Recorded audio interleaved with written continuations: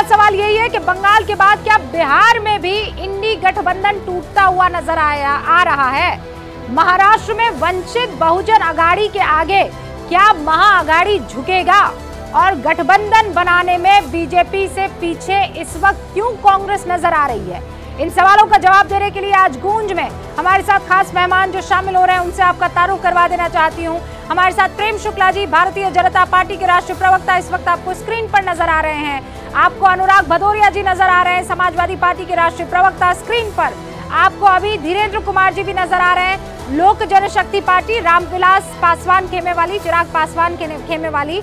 और इस वक्त आपको मुस्कुराता हुआ चेहरा किशोर तिवारी जी का भी नजर आ रहा है, जो कि शिवसेना उद्धव गुट से जुड़े हुए हैं। आप सभी का बहुत बहुत स्वागत है। आपसे मैं बहस की शुरुआत करूं उससे पहले एक सवाल जनता के लिए है, उनकी राय जरूरी है। दोनों खेमों के लिए गठबंधन जरूरी है कि मजबूरी है? आप क्या सोचते हैं? अगर आप सोचते हैं जरूरी है तो अपनी राय दीजिए, आपको लगता है मजबूरी है तो अपनी राय दीजिए। आखिर में मैं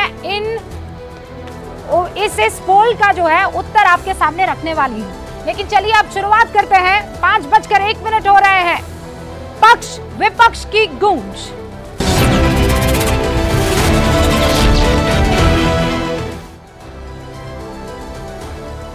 प्रेम शुक्ला जी, गठबंधन आपके लिए जरूरी या मजबूरी? जरूरी तो निश्चित तौर पर है। राजनीति में किसी कोई मजबूरी नहीं होती है, सबकी जरूरतें होती हैं और जरूरत है हर दूसरे के लिए। हम पूरक होते हैं, गठबंधन के साथी दल एक दूसरे के पूरक होते हैं, एक दूसरे को लाभ पहुंचाने का कार्य करते हैं, एक दूसरे के जीत को सुनिश्चित करने में उनकी भूमिका होती है। तो भारतीय जनता पार्टी ने गठबंधन की राजनीति की जो बुनियाद है, पोस्ट पोल अलायंस पहला जो बना है इस देश में, वो 1951 में डॉक्टर श्यामा प्रसाद मुखर्जी जी के नेतृत्व में 1952 में बना। और प्री पोल अलायंस की जो शुरुआत है वो डॉक्टर दीनदयाल उपाध्याय और डॉक्टर राम मनोहर लोहिया, इन दोनों ने 1967-68 में प्रारंभ किया। तो भारतीय जनता पार्टी तो गठबंधन की राजनीति की जननी है। और गठबंधन की राजनीति के कारण जब हमारे पास 303 सीटें होती हैं, तब भी हम गठबंधन के साथियों को सम्मान के साथ मंत्रिमंडल में स्थान देते हैं। जबकि आपको ध्यान होगा 2009 में जब कांग्रेस को अवसर मिला तो उसने लालू प्रसाद यादव को कैसे अपमानित किया, आपके ध्यान में होगा। पूरे हो गए, तो गठबंधन के साथियों को अपमान करने में जरा भी देर नहीं करते। आपके 60 सेकंड पूरे हो चुके हैं और अब जरा हम समाजवादी पार्टी के राष्ट्रीय प्रवक्ता का रुख कर लेते हैं। शुरुआत post poll alliance, pre poll alliance की किसी और ने नहीं, इसका जो इस क्रेडिट है वो प्रेम शुक्ला जी ले चुके हैं। मैं आपसे कह रही हूँ, आप बताइए, क्रेडिट कोई ले ना ले, प्री पोल अलायंस आपने ईमानदारी दिखाई, उत्तर प्रदेश में कांग्रेस को आपने मौका दे दिया, लेकिन पश्चिम बंगाल में प्रभु ये ना हो पाया और बाकी जगह होता हुआ क्या दिख रहा है? देखिए, जनता की गूंज के सामने भारतीय जनता पार्टी बुरी तरह फंस चुकी है। भारतीय जनता पार्टी को अब देश की जनता वोट नहीं देना चाहती, इसलिए ये पार्टियां तोड़ने का काम करते, नेता तोड़ने का काम करते, तब भी जनता इनके साथ नहीं आ रही है। उससे मन नहीं भरता है तो सरकारी एजेंसियों का दुरुपयोग करते, तब भी जनता इनके साथ नहीं आ रही है। राम के नाम पे राजनीति भी की, तब भी प्रभु राम के नाम पे भी जनता इनके साथ नहीं आई है। अब सीए लेके आए हैं, तब भी जनता इनके साथ नहीं आने वाली, क्योंकि जनता तो अपने मुद्दों पे है। जनता जानती है भारतीय जनता पार्टी जो कहती है तो करती नहीं है, इसलिए ये देश की जनता इस बार भारतीय जनता पार्टी को नकार रही है। इंडिया गठबंधन जीतेगा, क्योंकि इंडिया गठबंधन सच्चा गठबंधन है। इनका तो कोई गठबंधन ही नहीं हो पा रहा है। चिराग पासवान अलग हाजीपुर से मांग रहे हैं, उनके चाचा अलग मांग रहे हैं। एनसीपी और एनसीपी में देख लीजिए और शिवसेना में झगड़ा देख लीजिए सीट बंटवारे का। आप तो कह रहे हैं अभी तक वहां कुछ है नहीं, तो इनका झगड़े का, इनकी सीट बंटवारे का देखिए। और उसके बाद तो ये तो जिनको टिकट देते नेता, इनकी टिकट ही लौटा दे रहे हैं। दो जिनके टिकट डिक्लेयर किए थे, 2 नेता टिकट छोड़ के चले गए और 2 नेता सिटिंग एमपी इनकी पार्टी भी छोड़ के चले गए। और कई बीजेपी के नेताओं ने तो कहा भैया प्रभु हम लड़ेंगे ही नहीं आपकी पार्टी से। अच्छा, उनको लड़ना ही नहीं है। और कुछ लोगों ने तो 60 सेकंड खत्म हो गए, रिजाइन ही कर दिया। बोले धीरेन्द्र कुमार जी, आप लोग जो हैं गले की फांस बीजेपी के लिए बने हुए हैं। ये आरोप सीधा आपके ऊपर अनुराग जी लगा रहे हैं, कह रहे हैं चाचा भतीजा आपस में लड़ रहे हैं। ये क्या बीजेपी संग लड़ेंगे? देखिए, जैसी इन लोगों की भावना रही है उसी प्रकार का उनको दिख रहा है। चूंकि इंडी गठबंधन में रुका जी, आपको पता है कि लोग टीवी पे आके आप लोगों के शो में लड़ते हैं, हमारे यहाँ तो कोई बयानबाजी टीवी पे आके नहीं हो रहा है कि हमको इनसे लड़ाई है, इनसे लड़ाई है। हम तो बिहार की लड़ाई लड़ रहे हैं।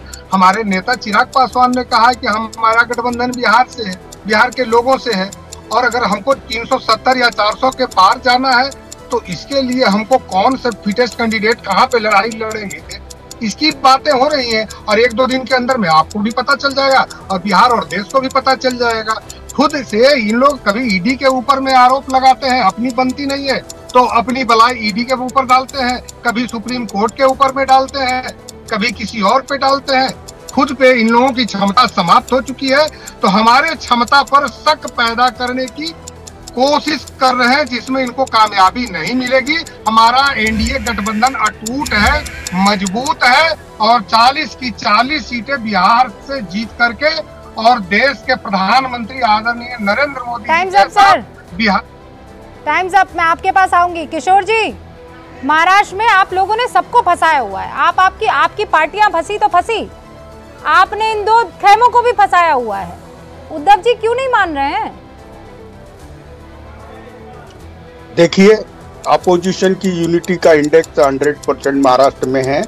अभी जो महाविकास आघाड़ी में जो पार्टियां थी, एनसीपी, कांग्रेस और किशोर जी, आपकी इजाजत के साथ एक बड़ी खबर बस तोड़ देना चाहती हूँ। खबर यह है कि चिराग पासवान, अभी धीरेन्द्र कुमार हमारे साथ जुड़े हुए थे, कह रहे थे कि जल्दी आपको खबर मिल जाएगी। अभी चिराग पासवान जेपी नड्डा से मुलाकात करके बाहर निकले हैं। बिहार में सीट समझौते पर इनफैक्ट बात हो गई है। जेपी नड्डा और चिराग पासवान की बैठक हो गई है। मंगल पांडे भी उस बैठक में मौजूद थे और चिराग पासवान और जेपी नड्डा की इस बैठक में एक बात क्लियर है कि सीट बंटवारे को लेकर समझौता हो गया है। डिटेल में जानकारी हम हासिल करेंगे, लेकिन ये बड़ी खबर आपको बताना जरूरी था। कहा यह भी जा रहा है कि किसी भी वक्त अब बीजेपी की तरफ से दूसरी लिस्ट जारी हो सकती है। किशोर जी, आप अपनी बात अब जारी रखिए। बड़ी खबर थी, बताना जरूरी था दर्शकों को। हाँ रूबिका जी, मैं बता रहा था कि महाराष्ट्र में महाविकास आघाड़ी जो विपक्ष था, उसमें शुरुआत में तो आपने देखा कि एनसीपी, कांग्रेस और शिवसेना थी। बाद में हमने, क्योंकि पिछले वक्त हमारे यहाँ कदावर लेटा है प्रकाश आंबेडकर जी, इन्होंने विपक्ष के वोट बहुत काटे थे, तो अभी हमने उनको ऑफर किया है और कुछ सीटों पे किरकिरी है। लेकिन एक बात मैं क्लियर कर रहा हूँ कि प्रकाश आंबेडकर जी, अभी उनके जो दादाजी थे, उन्होंने जो संविधान भारत को दिया है, उस संविधान को बचाने के लिए वो विपक्ष के साथ रहने को तैयार है। लेकिन मैं आज आपको बताता हूं कि कुछ सीटों पर, यानी 4 सीटों पे तो अपोजिशन उनके खिलाफ कैंडिडेट नहीं डालेगा, लेकिन कुछ सीटों पे फ्रेंडली कॉन्टेस्ट हो सकता है। लेकिन प्रकाश आंबेडकर जी के सीटों पर ही, लेकिन एनसीपी और कांग्रेस का सवाल है या फिर शिवसेना का सवाल है, तो हम लोगों ने तय कर लिया है कि प्रकाश आंबेडकर को हम एकोमोडेट करेंगे। लेकिन एक बात मैं बताना चाहता हूँ रूबिका जी, कल मैंने उद्धव जी की सभाएं अटेंड की। यवतमाल जिले के अंदर हजारों लोग धूप में खड़े थे। मुझे लगता है मौसम बिगड़ गया है। हाँ प्रेम शुक्ला जी, सिग्नल जो आया था वो कल का सिग्नल मुझे देख के लगता है कि आपका महाराष्ट्र में सुपड़ा साफ होने वाला है। मैं राजनीति से हटकर ग्राउंड रिपोर्ट बता रहा हूँ। हाँ, ग्राउंड पर थे ना, यवतमाल की बात कर रहे हैं।